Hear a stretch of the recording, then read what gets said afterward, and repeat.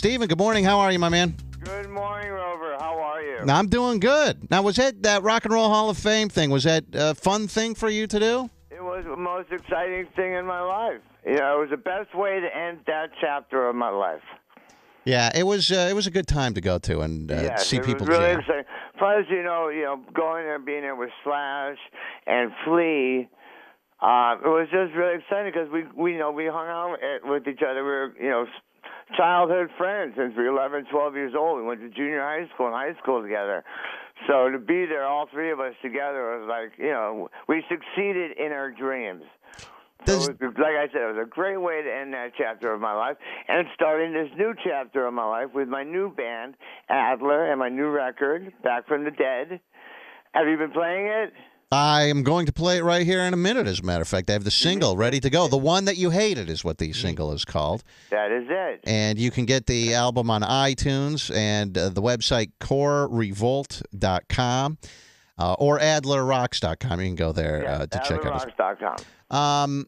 Is and it people that hear it this morning, wherever you are in America or the world, Twitter me at adlerrocks.com. Tell me what you think. all right? I'm on the right path. All right. You mentioned that you had known Slash since you were 11 or 12 years old or something. Do you guys still stay, like, for instance, at that Rock and Roll Hall of Fame thing, you saw him, you hang out, but do you guys still maintain contact with one another frequently, or is it just in passing once a year or something these days? No. It's the last 2 years we've been hanging out a lot. We go for coffee and breakfast. We could vetch about things. He actually gave me one of his signature guitars for Christmas. Oh, yeah? So he's a very exciting person. For a best friend as a child and growing up as a grown-up, I couldn't ask for a cooler friend. Slash is my best friend since I was a kid.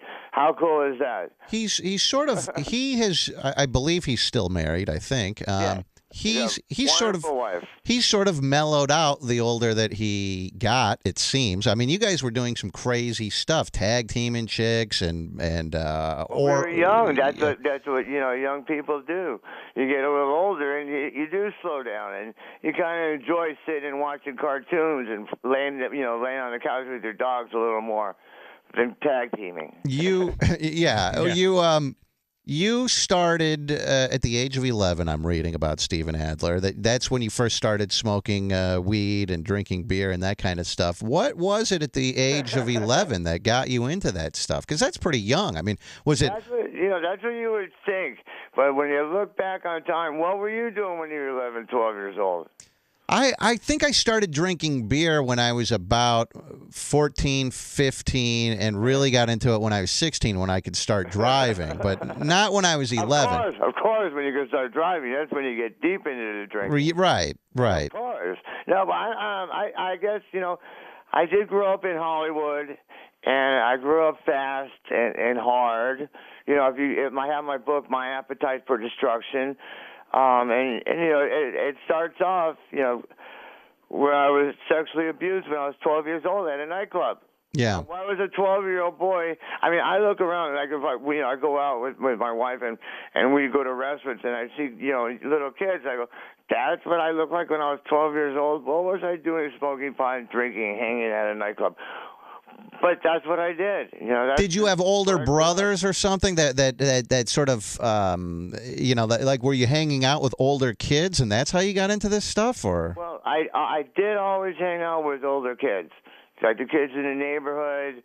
My older brother wasn't very outgoing and very active, and I was like, full of piss and vinegar, and I wanted to hang out and experience life and see this and do that, and I was very outgoing. Now, your mother, she ended up kicking you out of the house, I think, because you came home drunk and puked or something. But my first beer bonging. Why was she aware? Years old. I was walking back home from a friend of mine's house, and there was some teenagers playing rock music in a garage. Garage band. And you just stopped in? And I had to stop and go see what the heck was going on. It just seemed so cool and interesting. And next thing you know, I was beer bonging Old English 800. And I tried to leave, and I fell off my bike, and two of the teenagers walked me back to my house, knocked on the door, and ran. And my mother was having a Tupperware party with all her girlfriends. And I walked in the house, stumbled in the house, threw up in front of everybody, and went in my room and passed out. And then I came home from school the next day, and all my stuff was on the sidewalk. Was she aware that you were like going out and drinking and partying and doing that kind of stuff? And well, was that she? Was the beginning. Like I said, that was my first drinking experience. It just so happened to be beer balling 6 Old English 800s. I mean, this guy is Steven Adler. Of course, has lived a pretty interesting life. His new album, Back from the Dead, is available on iTunes. You can visit AdlerRocks.com as well. You claim that I was reading here in my research that my producer gave. You never used a condom in all the groupies you had, all the chicks you banged, all those years. You never wore a rubber. No, you know what? How blessed, unlucky I was. The things that I stuck my penis in, I had no business doing that. But that's what cocaine is. Cocaine's a hell of a drug. It makes you do things you would never do. Now, you must have gotten STDs and stuff, I'm assuming. Of course. Yeah. I mean, herpes, but then I had that since I was a young teenager. I had sex for the first time when I was 11. My life really started at 11. My first girl, my first partying. Wait a second. At the age of 11, that's when you were de-virginized? Yes. Oh my God. Jeez. This guy was living the fast life. And the girl, she looked just like Marsha Brady. Marsha. Marsha. And it was really just Marsha. Oh. Yeah, that quick. Now, that's incredible. Now, I also understand my grandfather told me he started smoking when he was 6. I thought that blew me away. I was 6. Wow. How do you smoke when you're 6? Yeah, me and my friends would walk to school and we'd smoke. Wow. I'm looking at a picture of Steve. I don't know where this was from. If this was from he's wearing a That Metal show, which is Jim Florentine's show. Rock and Roll Hall of Fame. Yeah. You friends with Jim Florentine? He's a good friend of ours. I love Jim and Don and, of course, Eddie Trunk. Those guys are wonderful. You found out, it's my understanding, that you found out back in about 2000 that you had actually fathered a child that you didn't know about.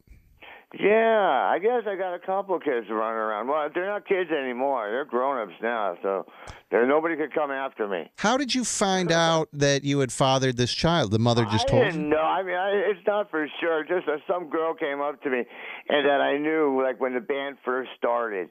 And so I just said, well, it's possible. Did she try to... The things I've been through in my life...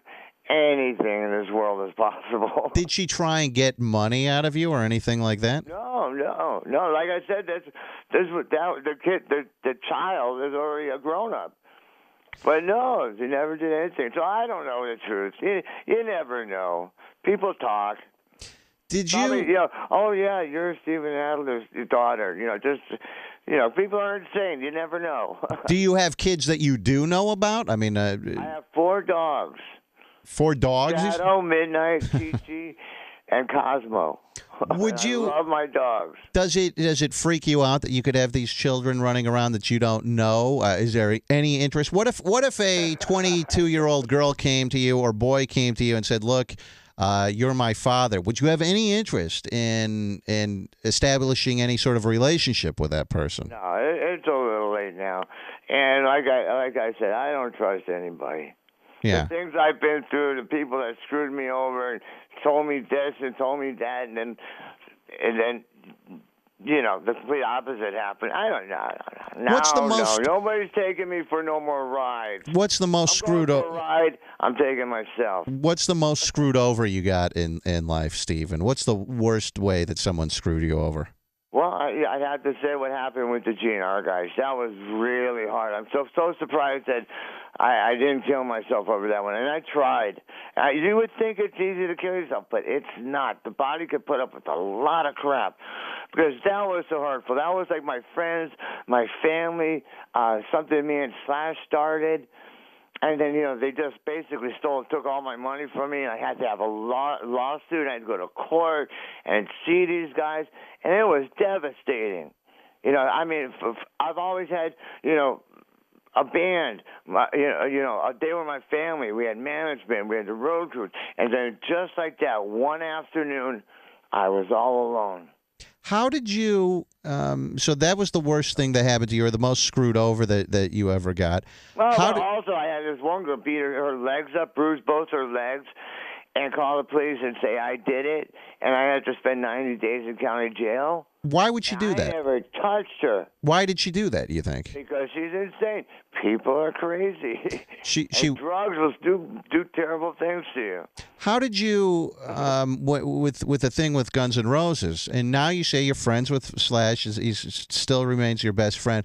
How were you able to put that aside and sort of rectify the situation with him, at least personally? Well, with him and all the other guys, and life, I started working with Dr. Drew, and I started making an effort, and I started to take responsibility for my life and for my actions, and stop blaming people for things that happened to me. Maybe I did do something. Yeah, sometimes you get screwed over and bad things happen, but you have to take responsibility for it. And once I did that, and once I apologized to Slash and made amends to all these other people, which I'm still in the midst of, so anybody hearing me and I did anything wrong to you, I'm sorry. There's probably a few girls here in town listening right now that you banged back in the day, I'm sure. So he's sorry if he screwed you over. I'm sorry. Do you? I'm sure I said I was sorry then. I'm saying it again now. Steven Adler is on with us. You mentioned Dr. Drew. Some people have criticized him, saying that he sort of feeds off people who are in need for ratings with those shows and that kind of stuff. And he takes people at the lowest of the low and he turns it into entertainment, and he's taking advantage of the situation. How do you feel about that? I don't think that whatsoever. It is a reality show, and drug addiction and alcoholism is a reality. He is just giving people, like he gave me an opportunity to change my life. And yes, the biggest part about it was me having to make an effort. And I did this show twice, because the first time I did it, I did get off the heroin and the crack, but I was still drinking and smoking. And so he gave me another opportunity to finish what I started. And because it takes time. I mean, I basically went in the ring with Manny Pacquiao for 30 years, and you get out of boxers go in and have a fight. They don't get out of the ring when the fight's over and go out and party. Mm-hmm. They go recuperate. My body, my brain, it needed time to heal. And Dr. Drew gave me the opportunity to let my body and my mind heal and teach me a thing or two. Are you feeling better than you've ever felt in your life now? Better than I've ever felt. But don't get me wrong. Every day it's a fight. Your memory, you would think, well, it's been a couple of years since you did, 4 years since you did this or that, but your memories don't go away. Yeah. I mean, I watch the military channel a lot, and there's these World War II veterans. They're in their 70s, 80s, and they go, I still have nightmares about being back then, and I still have nightmares about my war I went through. Steven Adler, his new album is called Back from the Dead. It's available on iTunes right now, and I'm going to play you the single here in just a second. The One That You Hated, that's available on iTunes as well if you want the single. Yeah. The website is adlerrocks.com. And Steven, I appreciate you coming on. I could talk to you all morning. You have a million different stories, I'm sure. And listen, hey, good luck with this record. Thank you, sir. And we'll be touring. We're going to start touring February 14th is when the tour starts. So we will be in Cleveland and all around the United States, by summertime. And you keep yourself out of trouble, man. Are you ever? Do people? I'm curious about this before I let you go. People know, it's well documented, your battles with drugs and alcohol from the Dr. Drew shows and that kind of stuff, and other ways. But my boy, okay. People, if they meet you or whatever, It's kind of a big deal to meet Steven Adler. Do people, even knowing all of your problems, do they still try to offer you drugs and alcohol if they meet you and stuff? No. Really, people are very respectful. Yeah. And I appreciate that. Occasionally, there's that drunk, stoned person will come up and, here, dude. And I'm like, no, thank you. Yeah. Well, no, I don't want to go back to that nightmare again. No, I don't blame you, man. Life Jeez. is grand, as my buddy Slash says. I tell you, I don't know how this guy survived all that stuff, man. Jeez, I can barely go out. I'm blessed. I have the guards. The guards are watching out for me. That's all I can say. I go out on a Friday night. It takes me until Sunday to recover, man. This guy was doing it 24/7. Steven Adler, I appreciate you coming on, my man. Thank you, Steven. Good luck with the record, my man. Thanks. Have a great day, Mr. Rover. Thank you. Bye-bye, Mr. Adler.